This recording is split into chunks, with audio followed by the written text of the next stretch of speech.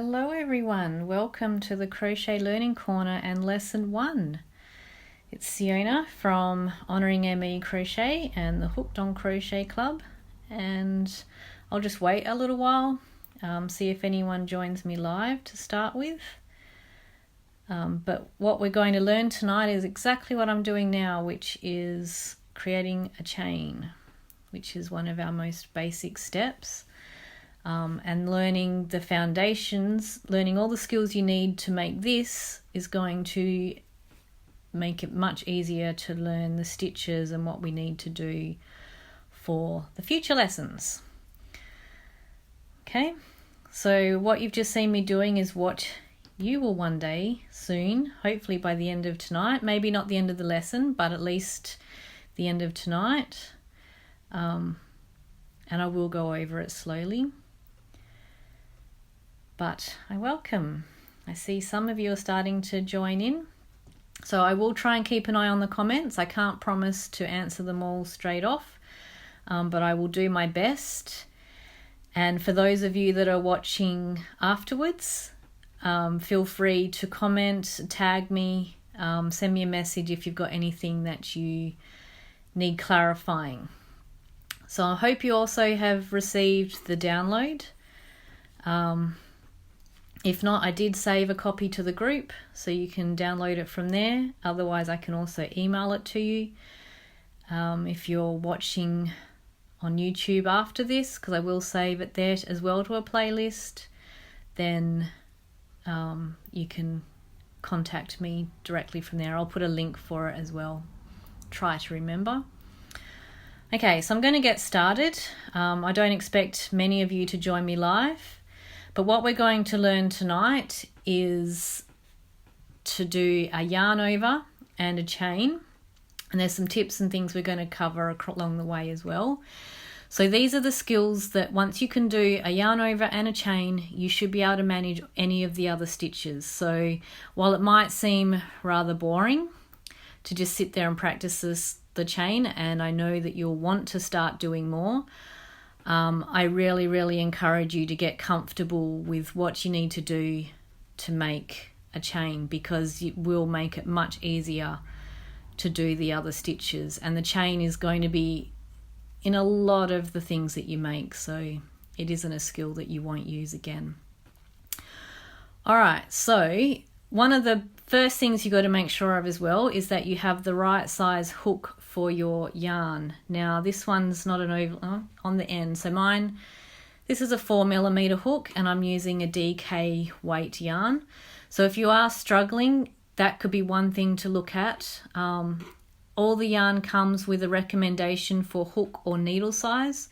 Generally, if it's only got the needle size, it's talking metric, which is the same as like a 4mm, 5mm, all of those. Just make sure that you have the right size, because if your hook is too small, you're going to struggle to make a stitch, and same with if it's too big. You can vary it if your tension is out, but first step, just make sure you've got the right size. I do recommend when learning that you stick with a 4mm and a DK or 8-ply weight yarn. If you also a 5mm and Aran or worsted weight yarn, which is 10-ply, is also okay. Alright, so one of the first things you're going to need to do is get comfortable holding your hook. So for me, I hold as a pencil grip. Whatever you do, you need to be able to move it comfortably, because when you're making the stitches, pretty much all you're going to do is move the hook. Your hands are really there just to guide and support. They're not doing the work. Your hook needs to do the work. Holding the yarn. Now, this is how I hold it, and this is how I was taught. This is to help you maintain the tension, because you have some control over the yarn as it runs through your fingers. If you don't have that control, then it does move too quickly and you'll find it harder to manage it. So I'll show you how to do this as well. And then we're going to create a slip knot to be able to put our yarn on our hook, and then we're going to make a chain. So don't worry, I will slow down and show you all of those. I just want you to get a feel for how it's going to look when you are more comfortable and know what you're doing. So I can see there's quite a few of you on here now, so I will get started properly. All right, so the first thing we're going to do, besides hold the hook, you can put that down as well if you need to get comfortable with creating the slip knot and holding the yarn. I just have a habit now of holding it. All right, so when the first thing to hold your yarn, you're going to hold it. I'm going to refer to these as your hook hand and your yarn hand. So that those of you that are left-handed, unfortunately, even though I'm ambidextrous, I cannot crochet yet with my left hand. So your hook hand is whatever is your dominant hand, and your yarn hand is your least dominant hand. Okay, so and I'll refer to these as my pointer finger, thumb, and tall man. Though my daughter suggested I should say rude finger, so we'll see what comes out now that that's in my head. All right, so to hold the yarn, you're going to hold it with your hook hand first, close to the end, and you're going to put it over the top of your little finger, and then you're going to pull it down behind to then pull it back over. So you're sort of wrapping it around your little finger. You're going to go across the top of those middle two fingers, and then you're going to pull it back over. And that's how you're going to hold the tension. So it should come over the top of your finger like that, okay? And you'll get in the habit of just weaving it. So just to show you slowly again, you're going to hold it with your hook hand, and you're going to go over the top of your little finger, down behind to bring it back up in front, then pull it up across the top of your middle two fingers and behind your top finger, and then it'll just sit over the top, and you can just rest it like that. So then once you've got it in your hand, you can then create the slip knot. Now the slip knot, when you've made it right, you should be able to loosen it and tighten it without too much struggle. So again, hold it with your hook hand, and you're going to essentially just turn it. So if you have the end hanging down, I'm sorry for the shadows there, you're going to turn the yarn away from you so that you've got like a loop there, and you're going to, with your yarn hand, hold it together so that you're holding where they cross. Now what's important is that you reach through from the side where the yarn is crossing the front. Okay, so you're going to reach through that loop, and you're going to pull this part of the yarn, you're going to pull that through the loop until you create your slip knot. Okay, so then if I pull on the ball, the yarn side, it's going to make it bigger, and then if I put my hook in, I can do that, and hold that, it'll loosen it. So you should be able to make it looser and tighter. Okay, so just to show that again, you're going to let it drop. So pick the yarn up so that it's pointing, the loose end's pointing down. You're going to turn it away from you. Hi Giovanna. And you're going to make that hole, make it big enough to put your fingers through, because clearly I screwed that up a bit. You're going to pinch it together with your yarn hand where it crosses, and then make sure you reach in from the side that is crossing over in front, and you're going to reach through and pull that through. So what you'll find is if you do it the other way, because I've seen it where people will then twist it and reach through, is that it won't form the knot, and you'll be wondering what you're doing wrong. Okay, so show that just one more time. So you're going to have it hanging down loose, you're going to turn it so you pinch and then reach through so that you've got the cross side in front, and just pull through the yarn. Okay, so now we're ready to insert our hook. Now the whole point to the hook, them coming in different sizes, that you use that as the gauge to make sure it works out right. Now you'll also see in front of me I've got these two cards. So these are the terms that we're referring to mostly tonight. So one is yarn over, and you'll see it written in patterns as a Y and an O. And then we've also got chain, which you'll see it in patterns as the CH. And if you're using a grid, so a chart, you'll see it as that little circle. Okay, so I want you to get familiar with those, because partly being able to read a pattern is being able to follow what those terms are. So those of you that are just joining now, I've just shown how to hold the yarn and create the slip knot. So you might want to go back and follow that as well. Now when it comes to creating your chain, so the term yarn over is where you're going to hook the yarn over your hook, essentially. So you're going to yarn over so that you've got the yarn to pull through. And then you're going to pull that through the loop that is on your hook. Okay, I'm not sure how well you can see that. And you're just going to, so yarn over. So sometimes we might say yarn over twice, so then you'll have it wrapped twice. Okay, so you might have it 3 times. For most of the stitches, you either do nothing or 1 or 2. Well, most is just 1. Okay, so yarn over. So as you can see as well, it's my hook that's doing the work. You shouldn't have to move your finger. Your yarn hand is just there to support and guide the yarn, but your hook is the one that's going to do all the work. Now I hold it like a pencil. Some may hold it as a knife grip. I really cannot control my hook when I do that, so I urge you, but go with what is comfortable for you. So if it is more comfortable for you to do it this way, then by all means do that. For me, I find it's a lot slower. So I like to hold it pencil hook and then just yarn over and pull it through.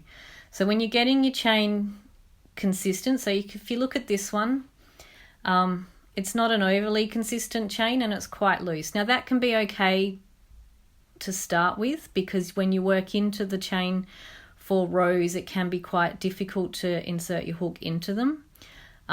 But throughout your pattern, you'll want to make sure that that is even tension for all of your stitches. So to create a chain, we're just going to yarn over. So you're going to hook it over your hook and you're just going to pull that through that loop.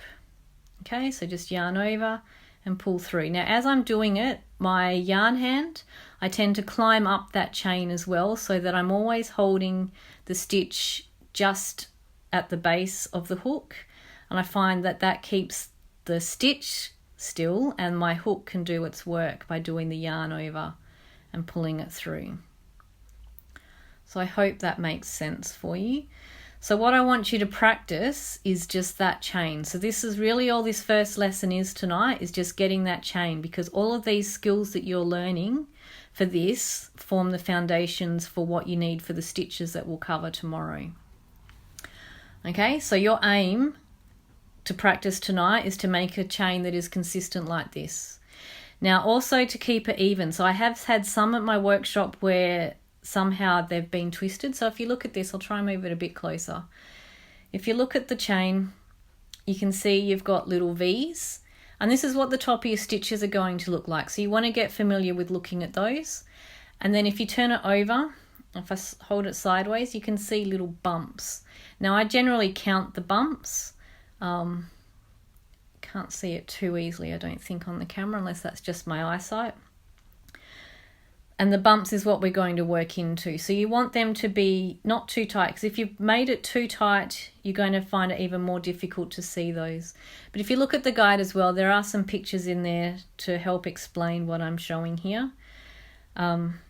But that's what you're aiming for, is a consistent chain. And you want to feel comfortable. So your hook should just do the work, should just keep pulling, and you can see my hands just work their way up the chain as I go. So that's what you're aiming for as well. And just keep practicing no matter how long you've got to go. And if you're here right at the start, you could see that I just kept pulling it apart and starting again. But if you're left with a bit of a chain as well, that'll help for tomorrow night's lesson, because we will start working into those. Okay, so that's essentially it for the first lesson. So if you've got any questions, you can try pop them through. I know sometimes it's a bit slow coming in, but definitely watch the replay. So I'll just show one more time what we covered.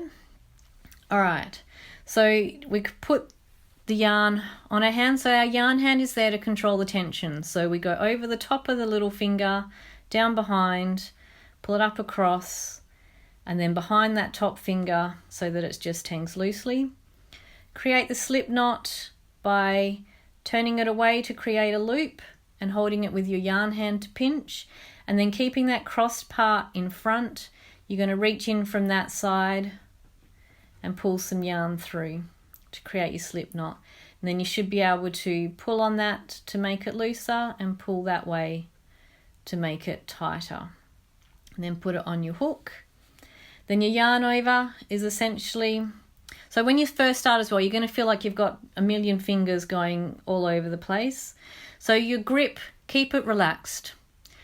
You don't want to strangle your hook. You don't want to get sore fingers because you're gripping it too hard. You need to just trust that you can control your hook. Like when you're writing, I'm sure by now, maybe when you first started, you gripped it really tight. You'll see that with little kids.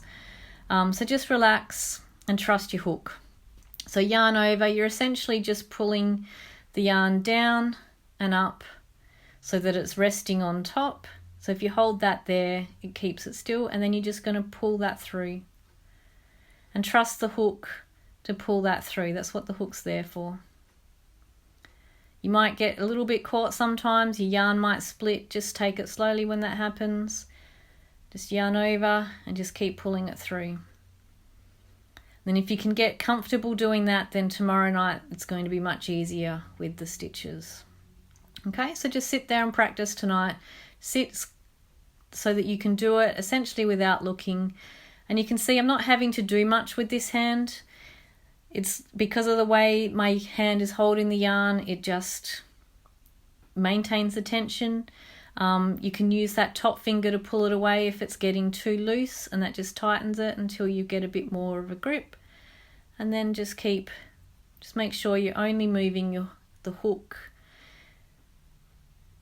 I hold near the base for all my stitches so that I can control how tight that is, because you'll find if you don't, then you end up pulling it away, and that's when you get too loose tension.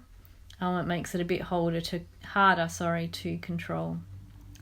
So I just find that I just end up walking up the chain with my yarn hand. Okay, so that really is all tonight's lesson is. Getting familiar as well with the terminology and the pictures, because that's what you'll see in a written pattern. So if you do create a chain, feel free to post it in the comments later, or I'll start a thread as well with the show me your chain, and I'll show a photo of mine as well so you can have something to compare to. But you should be able to just make the chain, because the other thing, once you're comfortable as well, practice counting, because you're going to need to learn to count. So I tend to count in tens as I work. So, and then I mark them off. I can't count much higher than 10. My brain doesn't work that way. All right, so then if you want to count the chains, I find it easier to count the bumps, and then you just count up from wherever you want to start. So 1, 2, 3, 4, 5, 6, 7, 8, 9, 10. So yeah, so that's an example of your chain. So that's it for tonight's lesson. Thank you those that joined live. Tomorrow night we're going to cover the basic stitches. Now when we talk stitches, I'm going to use the US terms. I will refer to the UK terms, so those of you that have done a bit of crochet before, you may be more familiar with those, but I will teach in the US. I will always provide both, but most of what you'll hear is the US terms, mostly because that's what I learnt with and they make the most sense to me. All right, but tomorrow, get comfortable with your chain tonight, and tomorrow we'll learn single crochet, half double crochet, and double crochet, which are in UK terms double crochet, half treble, and treble. So you can see there's some overlap there, which is why sometimes it can get confusing in a pattern because of the terminology if it's not clear. All right, so I look forward to seeing your chains, and I will be back tomorrow night around 6 o'clock Perth time to teach you those stitches. Good night, everyone.